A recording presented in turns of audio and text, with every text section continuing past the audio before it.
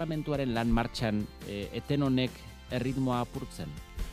Beno, ez nuke esango etenaldia izan denik berez, egia da 3 astez egon garela osoko bilkurari gabe, egia da ere egutegiak aurten nolabaiteko berezitasunak ere izan dituela, aurten azkenengo ostegun hau normalean osoko bilkurak izaten dituen osteguna maiatzaren 1 izan dela, jaieguna izan dela, astelenean Gasteizen eta Araba osoan San Prudentzio zela eta jaieguna zela, baina asteartean bertan egon zen maila legebiltzarrean eta bozeramaile batzordea, aurreko asteotan ere egonda aktibitatea legebiltzarrean.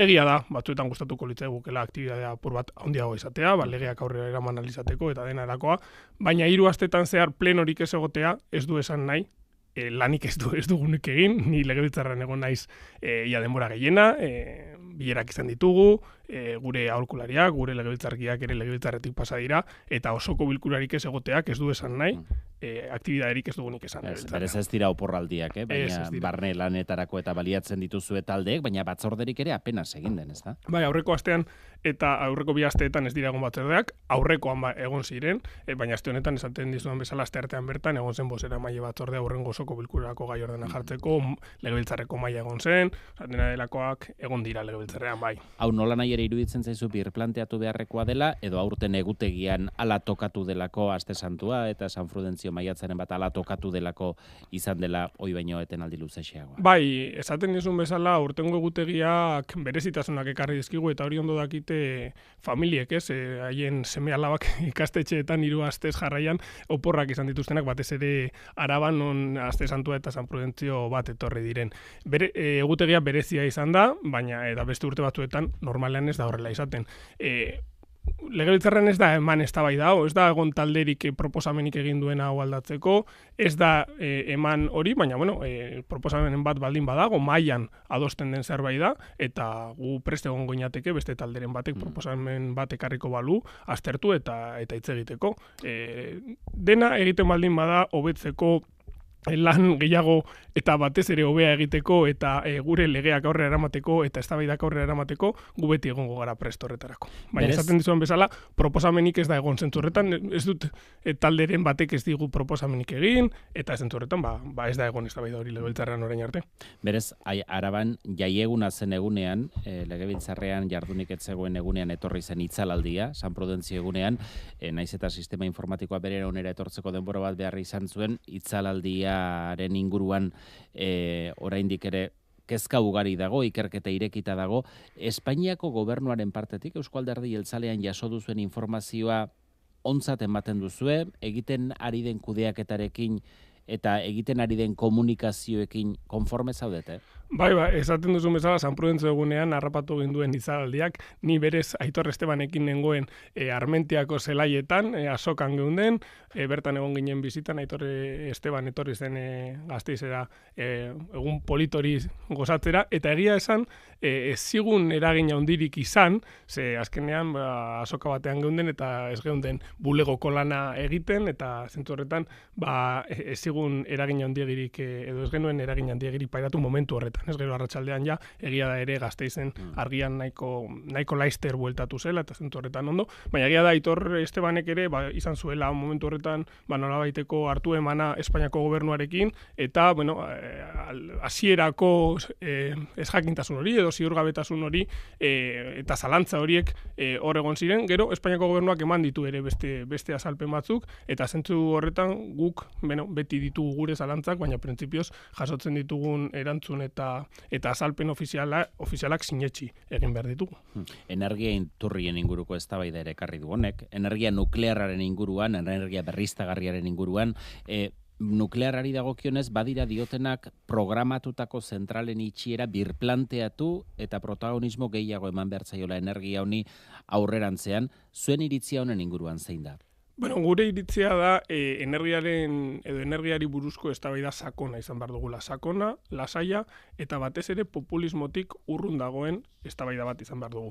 Eta populismoa da, bai, dena itxi behar dugula diotenek, eta populismoa da berriro nuklear guztietara bueltatu behar dugula diotenek. Osea, hori da populismoa. Nik uste dut sakoneko eztabaida bat izan behar dugula, energia beharrezkoa daukagula lanpostuak mantentzeko, industria sendotzeko, ekonomia garatzeko, horretarako guztirako energia ezinbestekoa da, Herri honetan egin beharra daukagu eta azkenengo urteotan egin dugu berriztagarrien aldeko apustu bat. Orain dela urte bete onartu zen legebiltzarrean aldaketa klimatikoaren kontrako eta trantsizio energetikorako legea. Lege horrek izan zuen babes zabala legebiltzarrean, eta uste dugu eztabaida hortik joan behar dela.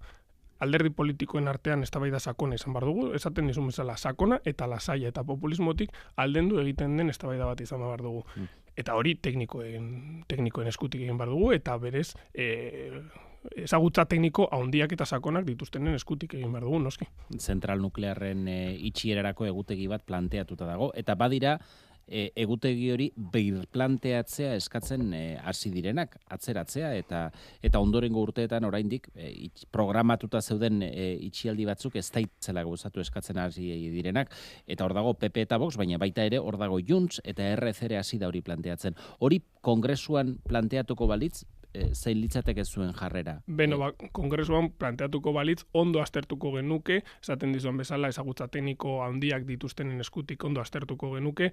Nik argi daukadana da, adibidez, eta nik momentu honetan arabatik hitz egiten dizut, Garoña ezin dela ireki berriro. Osa, Garoña beste gauza bada, Garoña eta nik uste dut ere Araban eta Euskadin Garoñari buruz hitz egin behar dugula argi, Garoña ezin da berriro ireki, Garoña ja bere epea bukatuta daukan zentral bat da, eta zentzu horretan Garoña ezin da ireki. Beste batzuen inguruan eta beste egutegi batzuen inguruan, eztabaida ireki beharko litzateke, eta eztabaida esaten dizuan bezala lasaia izan beharko litzateke, populismotik aldendutako eztabaida. Baina gauza bat da egutegia birplanteatzea, gauza bat da nuklearren inguruko eztabaida bat irekitzea, baina Garoña itxi egin behar da, eta Garoñaren itxierarekin ezin da atzera pausurik edo atzera urratsik eman.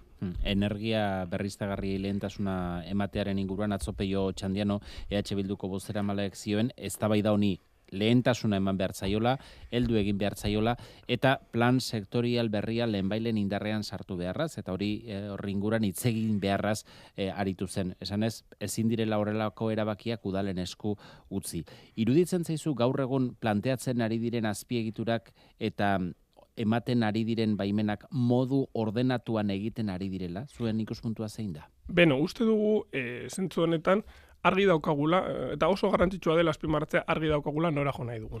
Eta jo nahi dugu edo heldu nahi dugu energia berriztagarri gehiago ditugun herri batera. Hori da guk nahi dugun eta lortu nahi dugun eszenatokia.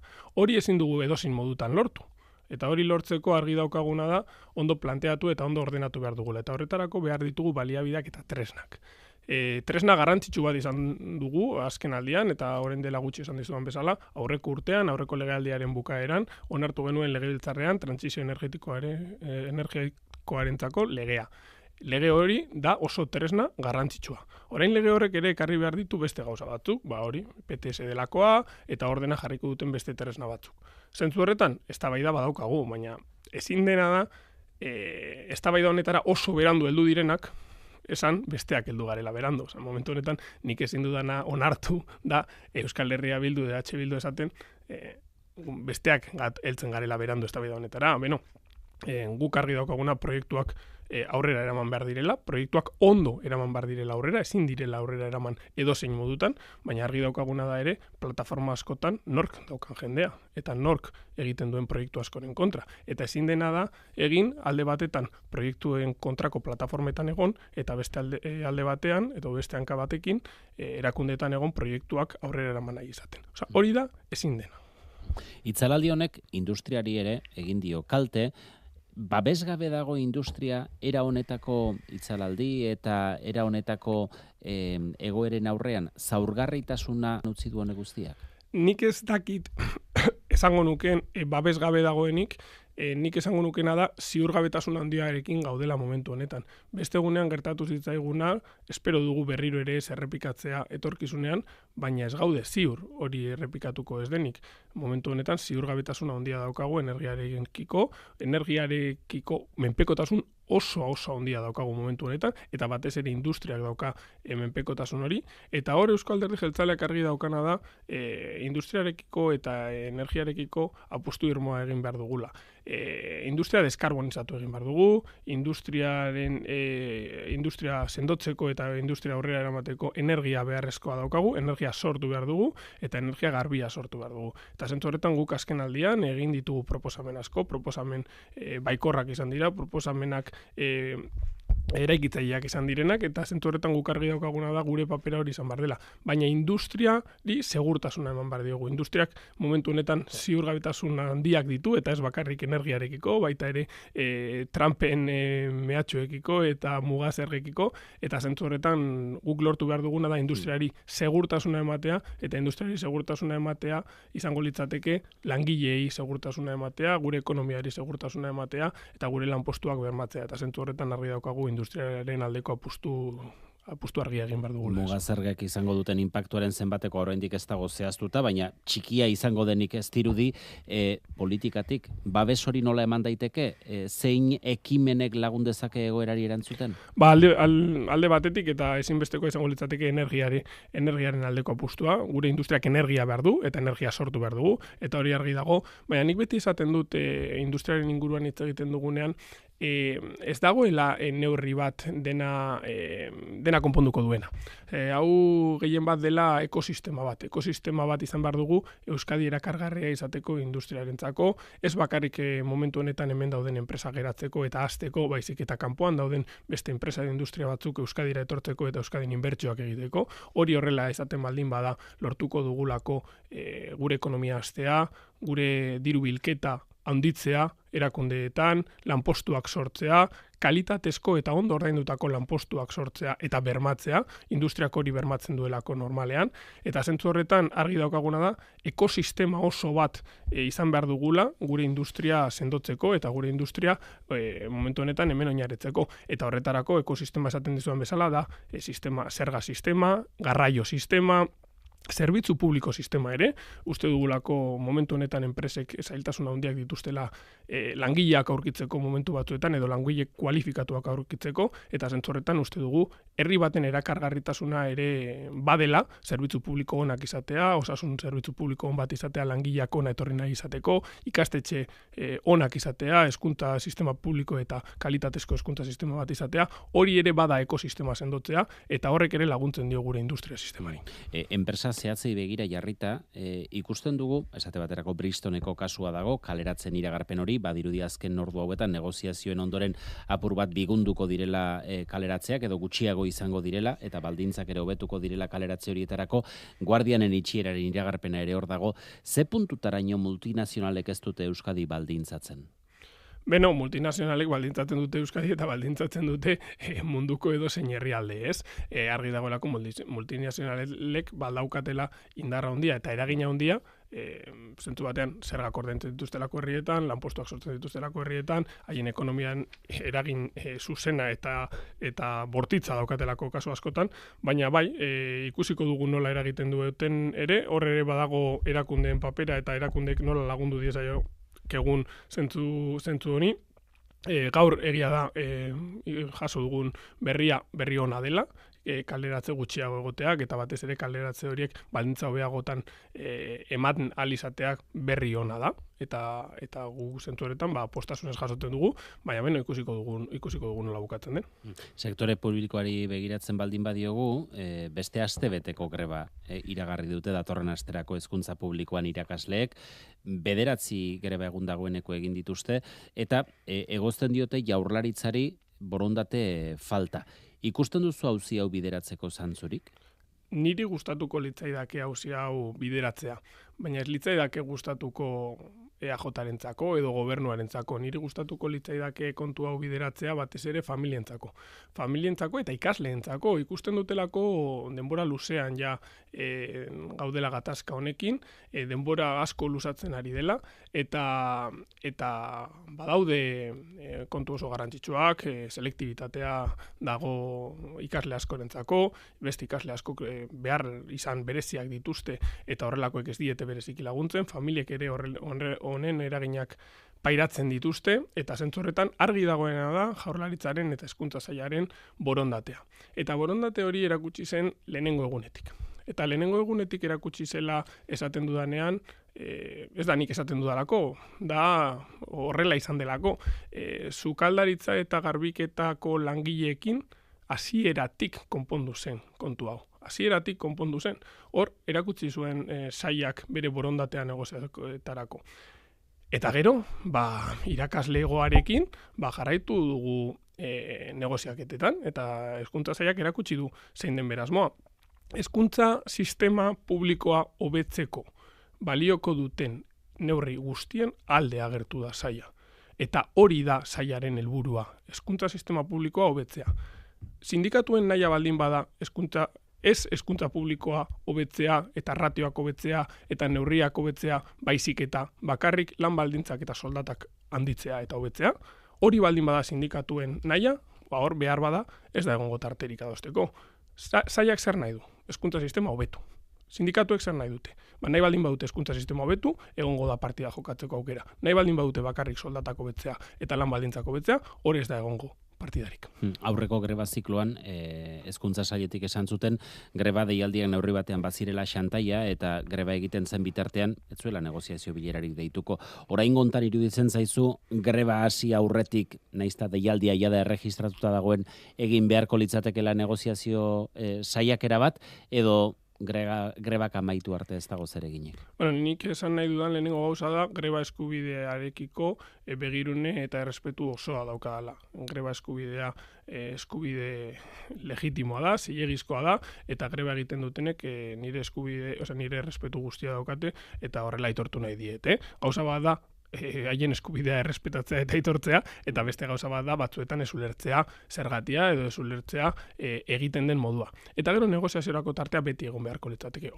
Noski argi dago greba hasi aurretik izan beharko litzatekeela negoziazio hori, edo ona izango litzatekeela negoziazio hori lehenbailen izatea, greba hori ekidin ahal izateko. Baina esaten dizuan bezala kontua ez da hainbeste denbora, kontua ez da hainbeste noiz, baizik eta zertarako adostuko dugu, zertarako eseriko garamai batean, eta zein borondate izango duen bakoitzak, eta parte bakoitzak. Eta hezkuntza sailak argi dauka, hezkuntza sailak bermatu behar ditu eta defendatu behar ditu ikasleen eta familien interesak. Bermatu behar du gure hezkuntza sistema publikoaren izen ona eta gure hezkuntza publiko, gure hezkuntza sistema publiko. Hori da hezkuntza sailak bermatu nahi duena. Sindikatuek erabaki behar dute. Zer nahi dute? Gure hezkuntza sistema hobetuko duten neurriak edo lan baldintzak eta soldatak hobetuko dituzten neurriak. Aukeratu behar dute. Nahi baldin badute hezkuntza sistema hobetu, hor sailarekin topo egingo dute eta sailarekin bat egingo dute. Nahi baldin badute bakarrik eta soilik lan baldintzak hobetu, hor ez da partidarik egongo. Osasun ituna lortzeko mailak bihar bilera izango du. Aurreko astean Lore Bilbao sailburu ordea hemen izan genuen eta baikorritze egin zigun lortu zitekeenaz. Ze jarreratan ikusten dituzu bai agenteak, baina batez ere alderdi politikoak osasun itun hori ituna lortu eta babesteari begira? Begira, nik hezkuntza osasun itunari buruz hausnarketa sakonago bat ere egin nahiko nuke. Uste dut ja momentu honetara heldu izanak badela arrakasta bat. Uste dut lortu dugula gutxi gora bera eztabaida politikotik eta zarata mediatikotik osasun sistema publikoa ateratzea, eta zentzu horretan horrek ahalbidetu digu nolabaiteko neurriak onartzen joatea. Talka plan bat onartu zen legealdi hasieran, eta talka plan horrekin lortu genuen lehenengo arreta hobetzen joatea, itxaron zerrenda jaistea, eta hori apurka eta oraindik badaukagu asko egiteko, hori nabaritzen ari dira biztanleak, hori gizartean nabaritzen ari da. Zu anbulategi batera zoazenean edo itxaron zerrenda batean zaudenean, gutxi gora bera nabaritzen duzu, gauzak apurka hobera doazela. Dena ondo dago ez, lortu dugu dena konpontzea ez, baina uste dut aurrera pausu nabariak eman ditugula aurrera eta jendeak hori atzematen duela. Hori horrela izan da, esaten dizuan bezala, lortu dugulako osasun sistema publikoaren egoera eztabaida mediatikotik eta politikotik ateratzea.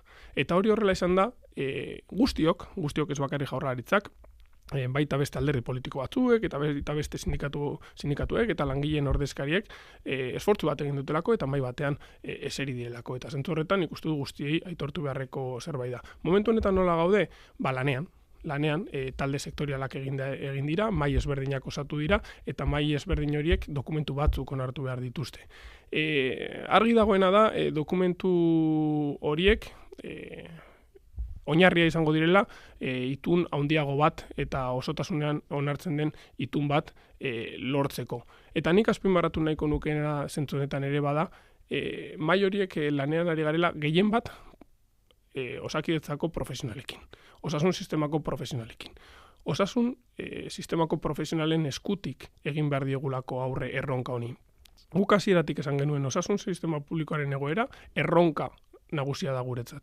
Eta erronka honi aurre egin behar diogu osasun sistema publikoko langileen eskutik.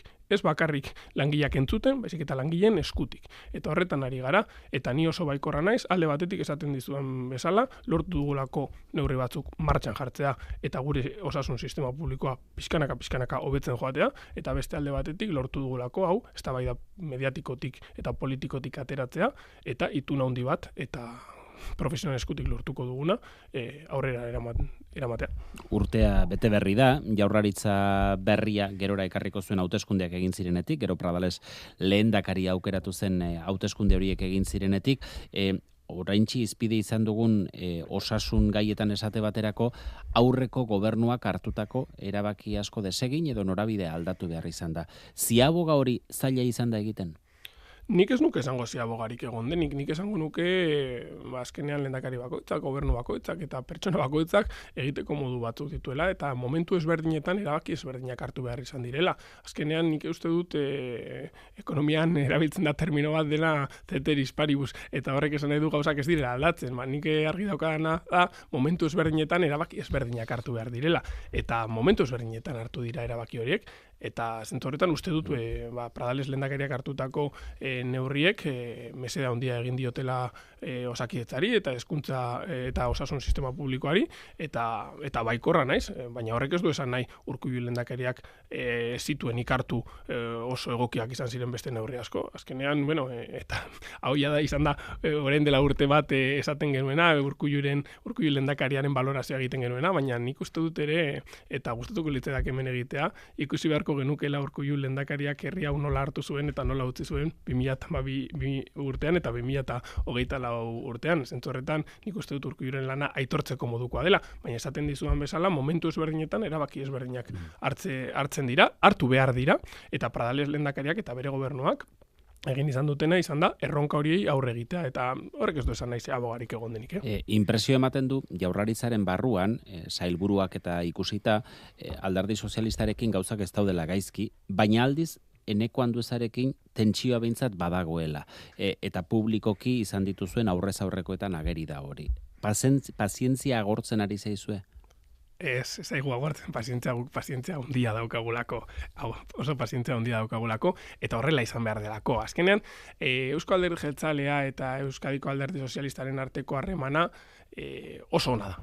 Oso ona da, eta oso ona da, zuk esaten zenuen moduan, Jaurlaritza barruan eta sailburuen artean, baina ona da ere legebiltzarrean, nik egunero hitz egiten dut Alderdi Sozialistako legebiltzarkideekin, egunero adosten ditugu ekimenak, alderdien ejekutiben artean ere harremana oso estua da eta oso ohikoa da, baina ez aigu agortzen pazientzia. Egia da batzuetan, Eneko Anduezak adierazpen batzuk egiten dituela eta publikoki noizbehinka, eta esan behar dut, hanka sartu duela, baina horrek ez du esan nahi alderdien arteko harremana ez denik ona.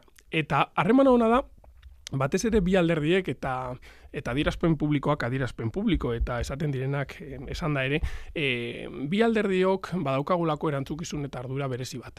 Guk ez daukagu denbora galtzerik, gure ardura delako eta gure ardura da herritarrek horrela eskatu eta agindu digutelako herri hau aurrera ateratzea. Eta herri hau aurrera ateratzeko lortu dugu koalizio gobernu bat, akordio bat izan dugulako aurretik. Eta herri hau aurrera atera behar dugu eta ditugun arazoi modu bateratuan egin behar diegu aurre. Etxebizitzarekiko daukagun erronka, osasun publikoarekiko daukagun erronka, hezkuntza publikoarekiko daukagun erronka horiei guztiei aurre egin behar diegu. Eta aurre egin behar diegu modu bateratuan. Eta horretarako guk gutxienez Eusko Alderdi Jeltzaletik ez daukagu denborari galtzeko. Eta beste batzuek adierazpen publikoak egin nahi baldin badituzte, egin dezatela, baina guk argi daukagu Alderdi Sozialistarekin gobernu sendo badaukagula, egonkortasuna ematen diona herri honi, eta zentzu horretan guk ez dugu pazientziari galtzen, pazientzia handia daukagulako, baina gure pazientziaren gasolina izango litzateke herri hau aurrera ateratzeko daukagun gogoa. Eta ardura. Autogobernuaren eguneratzeari dagokionez gauzak oso aurreratuta daudela, behin eta berriz entzun dugu, pasaden astean Mertxe Aizpuru, EH Bilduren diputatuak mikrofon hauetan bertan esan zigun, hemen Euskadin egin beharreko lanak oso aurreratuta daudela, Aitor Estebanek bere garaian zuhurtzia ere eskatu zuen. Azkenengo aste hauetan izan da urratsik, izan da aurrera pausorik? Nik beste guren Peio Txandian hori entzuten nion, eta esan behar dut bat netorrela berak esan dakoarekin. Uste dut, zentzu honetan ematen diren aurrera urratsak eta egiten den lanak eskatzen digula gauza bat, eta dela diskrezioa. Lan egin behar dugu, guztien artean hitz egin behar dugu, aurrera urratsak eman behar ditugu, gure helburu argia da, guk estatutu berri baldortu nahi dugu herri honentzako, uste dugu momentu honetan badagoela aukera bat, bai Euskadin badagoelako gehiengoa, eta bai Madrilen egon daitekelako aukera bat, eta zentzu horretan aprobetxatuko nahiko genukeen aukera bat da, baina lan egin behar dugu, eta lan hori egin behar dugu diskrezioz. Eta, bueno, ni baikorra naiz, nik uste dut badaudela aukerak, baina baikorra izateak ez du esan nahi gauzak eginda daudenik, pixkanaka joan behar dugu, eta jakin behar dugu Madrilgo egoera ere nolakoa den. Momentu honetan behar badukagu aukera bat, baina Madrilen ezin dugu pentsatu gauzak eginda daudenik. Pixkanaka, eta beste egunean EH Bilduko bozera mailak esaten zuen bezala, diskrezioz egin beharreko lana da. Zentzu horretan, Mertxe Aizpuruak ez zuen diskrezio handirik izan beste egunean, baina guk diskrezioz jokatuko dugu. Xehetasun gehiagirik ere zuen, eman zerbait gehiago eskartuko genuen esatea, baina ulertzen dugu diskrezioak izan behar duela kasu hontan araua. Azken kontu bat, hilabete pasatxo da Eusko Alderdi Jeltzalearen barne prozesua itxi zenetik, Euskadi Buru Batzarrean presidente berriaz gain aurpegi berri asko zaudete, ari da barne makinaria oli oztatzen?